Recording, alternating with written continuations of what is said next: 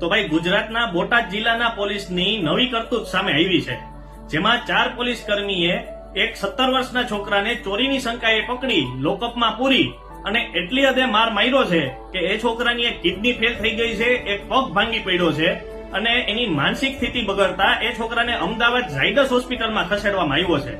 અને જાણવામાં આવ્યું છે કે આ છોકરાના માતા પિતા પણ નથી.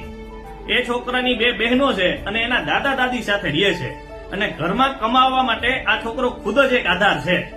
અને પેલા તો આ છોકરાની ફરિયાદ પણ લેવામાં આવતી નથી. ત્યારબાદ ઓપોઝિશન પાર્ટીના નેતા અને ગામના લોકોએ વિરોધ કરતા આ છોકરાની ફરિયાદ દાખલ કરવામાં આવી છે.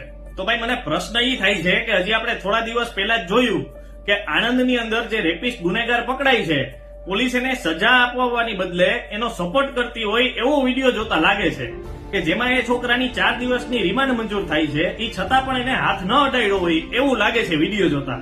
અને બીજી બાજુ એવું બને છે કે આ 17 જ વર્ષનો છોકરો છે કે જેનો ગુનો ખાલી ચોરી જ છે અને એ પણ કબૂલ હજી થયો નથી ક્યાંય, એ છતાં પણ એને એટલી હદે માર મારવામાં આવે છે કે એની સ્થિતિ ગંભીર થઈ જાય છે. તો ભાઈ મારો સવાલ ગૃહમંત્રી હર્ષ સંઘવીને છે કે ગુજરાતમાં પોલીસ દિવસે ને દિવસે એટલી ક્રૂર કેમ બનતી જાય છે કે ક્યારેક રોડ ઉપર આર્મી જવાનને માર મારવામાં આવે છે, ક્યારેક રેપિસ્ટની મદદ કરવામાં આવે છે, તો ક્યારેક 17 વર્ષના છોકરાને માર મારવામાં આવે છે કે જેનો ગુનો પણ કબૂલ ન થયો હોય.